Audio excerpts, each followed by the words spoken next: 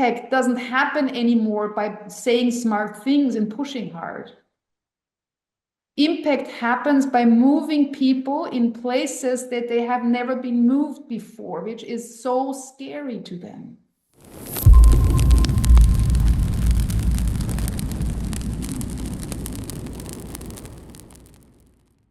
So if you have radiant visibility, the thing on the other side of the same stick is grounded collective responsibility.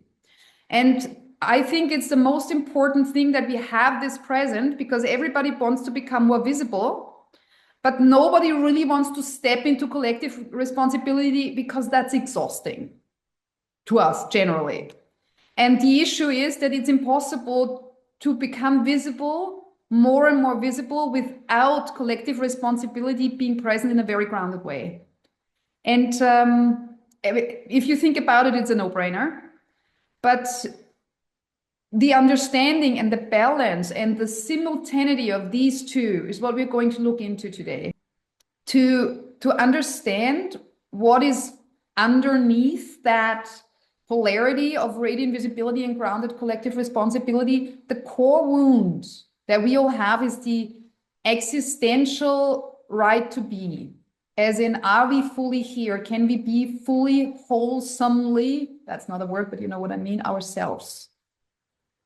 The not being seen is obviously stronger in the feminine here now, also as a gender, because our society is always given more emphasis to, let's say, the firstborn son, just as a typical collective pattern here.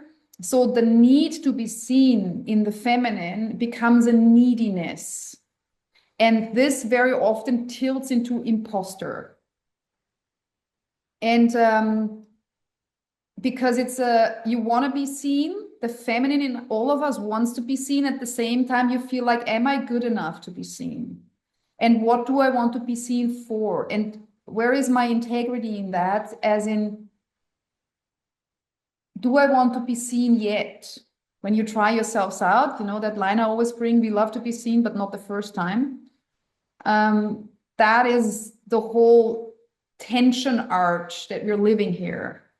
And the expressive layer after the identity shift, this is what we're basically, this is the phase that all of us are in right now.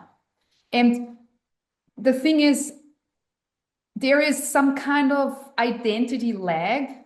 Think of it like a jet lag. You know, when you get out of the plane and you have something like an identity lag, means I have shifted inwardly, but I don't know yet how to express from there, because my automatism is always from the former self. And that's literally every minute of our lives, because we're constantly shifting. So we always have a bit of an identity lag. And if identity shifts big time, there is a huge, it's a difference if you fly from Vienna to Zurich or if you fly from Vienna to San Francisco.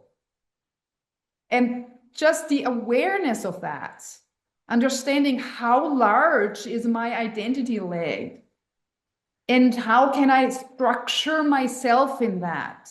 That's a session that I've just created for everybody who's working with me one-on-one, with a set of questions to fully understand what can scaffold my new identity.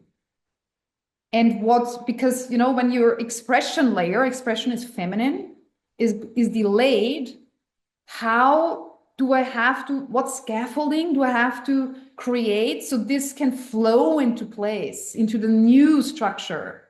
Because otherwise, what happens if our identity is new, but we don't have the expression layer fully set and we don't have a structure to hold us? We're constantly reaching for, trying to find words, constantly feeling misunderstood, constantly feeling, in a sense, over-explaining ourselves, which is not very charming, because people feel that we're insecure with that. And it sucks, very simply. If the identity lag is in every moment, because we constantly upgrade, the most healthy and helpful thing for us to do is to normalize that. So to not feel bad about not being able to express something yet, but to understand, oh, identity lag, this is new to me. I'm saying this for the first time. How do I treat myself in that? And if expression and visibility is done well, also if collective responsibility is done well, we are in the infinite game posture. My daughter sent me something today. She sent me a reel of a guy who says, it took me 22 years to understand that life is like a video game. Read caption. And it's a list of things that basically indicate full awareness of this is all a game and we play. And I stood there and I was like, she's 14 and she gets it. I think that's the weirdest thing she's ever sent to me. And I'm taking it in as an example because infinite game posture is exactly that. So if I normalize the identity lag, okay, I've shifted and now I'm looking for the expressive layer to kind of catch up with my inner shift, then if this is a game to me that I play, I don't judge myself, I don't push myself, I'm not upset with not being there yet. All these things are suddenly falling away and I'm just understanding, oh, identity lag, great. Then I have my structures, how I handle this, and I constantly am in the process of reinventing myself all the time, which is the opposite of what we think we should do as having an identity. And this is Teresa and that's it. And me shifting all the time, I know that it alienates people. And that's simply because it's totally contradicting culture. And the fun in life and the joy in life comes from that constant shifting, from the constant, like Bashar says, you're new every single moment, every time frame is endless realities, and you invent yourself all the time, and you create time via moving your body through space. And so this infinite game posture is what we're looking into, today. And that means to embody as a pioneering leader the cause that you're here for. Like, what is the torch you're holding? What's it called? What one word is on your torch? Mine is faith. Off the top, you can change it in 5 minutes because we're changing constantly. So don't think you have to know it. So the one word on your torch, this is what you're stepping up for. And if the infinite game posture is done well, if you embody the cause and take principle stance, even when it's unpopular, and that's the difficulty. Because how can you step up for unpopular opinion? If everybody says that's impossible, I'm always the person saying it's possible. And if something is self-sabotaging or is simply not stepping up for themselves or thinking this is too hard to shift, etc., I'm always calling them out. This is why people step away from me, because they don't want to handle the truth. And what does it have to do with me? Very simple. I didn't say it kindly enough. Full stop. That's the responsibility I have to take when people step away. I didn't say it kindly enough. And that is the visibility thing. The grounded collective responsibility has to be there when you are the light, because you shine your light onto shadow. As somebody who's very integrated, all of us do this all the time. We shine the light onto shadow and then we alienate people because we didn't do it kindly enough. If we don't shine the light on shadow but constantly reinforce what's already there, we're not light workers. We're matrix. So if you do not feel unpopular half of the time, you're not doing anything. And feeling unpopular doesn't have to be uncomfortable. It's comfortable if you're in your integrity with yourself. That means, oh, I see this, and then I feel into the situation and the other one. And I'm trying to find interface. How do I connect with this wound in a way that the other person is able to take the information as valid and as helpful? It doesn't mean that we are not calling out shadow, but we need to call it out in a way that nobody else is constantly alienated, super scared, and highly terrified. So how do we, that's collective responsibility in combination with interface and with expression. And the unapologetic and brilliant radiance, the visibility that I'm talking about, it needs that. It needs to be, what we need to embody first to be able to do this is we need to feel worthy. And calling shadow, calling bullshit, to say it as the Americans, or the British rather, the Americans don't swear, say it, is it has to be natural to us in a way that it's not offensive. And we cannot take the other's experience away from them, in the sense of you cannot sugarcoat something, so people will have to face the truth. But in my integrity, I don't call bullshit if I know the other person can't handle it right now, because overwhelm. I don't push. I understand, okay, if I can't call this, it means I have to metabolize it because I feel it and you ignore it. That's not healthy for me, then I have to step away. Not necessarily from the relationship, but maybe from the moment. See, this is a constant, collective responsibility is a constant flow of understanding and reading the room and trying to find where is the path of least resistance to create more aliveness for everything. It's the most masculine thing we can do. And the expression layer thereof is the most feminine thing we can do. Totally being in resonance and connecting softly with where there is pain. Impact doesn't happen anymore by saying smart things and pushing hard. Impact happens by moving people in places that they have never been moved before, which is so scary to them. So if you want to become visible with what we're doing, being soft and kind and fierce at the same time, not letting go. People who know me well know I'm not giving up. If you evade me, I'm staying. And the only thing that happens more and more is me loving you more and more, which is harder to take if you want to avoid. You have to look in the mirror. She still loves me, although I behave like shit. And that doesn't mean I neglect my boundaries anymore. Hard lesson learned. And what we're doing here is making the unseen seen. That is the job. We are making the unseen seen. This is why visibility is so important.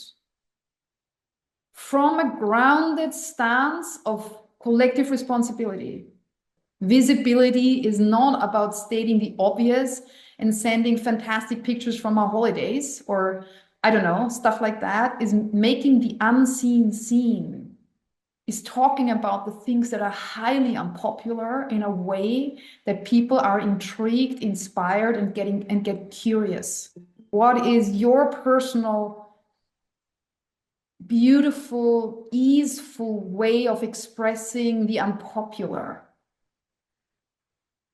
Because pioneering is always unpopular. You get the big medal only when people have jumped the gate and understand, not beforehand. Beforehand, they don't want to. And especially if you work in large systems, you feel how many people don't want to because it's scary. And we put people into a situation where they have to shift their identities. Nobody wants that. So if you stand up for large system shifts, you have to be aware that you put people through hell. And selling that as an easy process is lying, straight out. That's not an easy process. That needs bravery, it needs safety, it needs vulnerability, it needs strong scaffolding, it needs the courage to understand what you're scared of. People don't want to be confronted with their fears. They just want to have an easy life. And what it says in that caption under that Instagram reel Helena sent to me was the default video game outline that we all perceive is getting up in the morning, working 9 to 5 during the day, looking into the next screen in the evening, and going to sleep. And before you can do that properly, you're being looked after financially by your parents or the government. And when you're done with that, you're looked after by the government. That's the default. And how many people do that? Almost all of us. So pioneering is stepping beyond that and awakening enough to understand, oh, there's other levels to this video game. I want to play another level. And you can choose. Everybody can choose what they want to play. You can choose what you want to stand up for. What is the one word on your torch? You can change the torch countless times. Nobody tells you what is the best torch. You decide what is the best torch for you. And nobody says the ones with the yellow torch are the most popular ones, or the ones who get the most merit out of life. People have words on their torches everybody thinks are fantastic, and they kill themselves. My favorite example, Robin Williams. The most kind and most humorous man I've ever seen when you look at his eyes, and he gave up. He exited. He couldn't do it anymore. So it doesn't mean that the word that it says on your torch is going to make you happy. If the word on your torch doesn't make you happy, you should change torch. Pick another one. And make sure that when you hold that and you shine your light onto things, which is partly unpopular, because otherwise it's not doing anything for anybody, that you can handle the unpopularity. The mature pattern is always consistent. It's the healthy visibility, the feminine coded, truth telling without collapse, like Brené Brown says, aliveness that increases contact, like Esther Perel, like Gottman, like Johnson, the expression that does not recruit the room to regulate you. The warm chaos is maturing. That's the healthy visibility. And the healthy responsibility, the masculine coded, is it creates safety and continuity. Like Simon Sinek says, also Edmondson.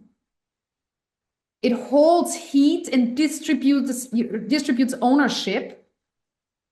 And it's self-governed, not self-sacrificing. And as a last thing, the pathology warnings, which is exactly my teaching point. Visibility without responsibility is spectacle, neediness, and toxic being seen. Open Instagram, it's all over the place. LinkedIn, I think, is actually worse. And the second thing, responsibility without self-rootedness, is saviorism, exploitation, and burnout. And this is why so many of us shy away from responsibility, especially if you're a mother, or even worse, an only parent, because you already feel so exploited because we're not meant to do this by ourselves. So understanding that collective responsibility comes easier to the masculine because it's a masculine embodied trait. And also in our culture, generally, the masculine partner doesn't hold so much responsibility for the children, as in not constantly being present. That's why it's easier for them. Not because they can do it better, but because they are not already exploited on some end. And the awareness of that helps both of us. First of all, the women not to constantly feel not good enough, but honoring, we're already doing this. And the masculine understanding, oh, I have privilege, that's why I put it to use. My kids are grown, or my girlfriend or wife is doing this. So I can contribute there. And also I can actually be in collective responsibility for her much more. In regards to the identity lag that I mentioned earlier, especially when children grow. It doesn't matter if you have raised them by yourselves or in a healthy romantic container or in a romantic container that broke apart, but you still collaborated together. It doesn't matter which was or is your situation. But when that changes, identity changes. And there is a strong and long identity lag if the situation was exhausting for a long time. Because you held something for a long time that you never spoke about. Or you held something for a long time that you did speak about, but you couldn't change it. Okay, thank you very much. I'm very curious what resonates, what you want to step into more in this year of 2026. And what is the one word that's on your torch? Do you know it?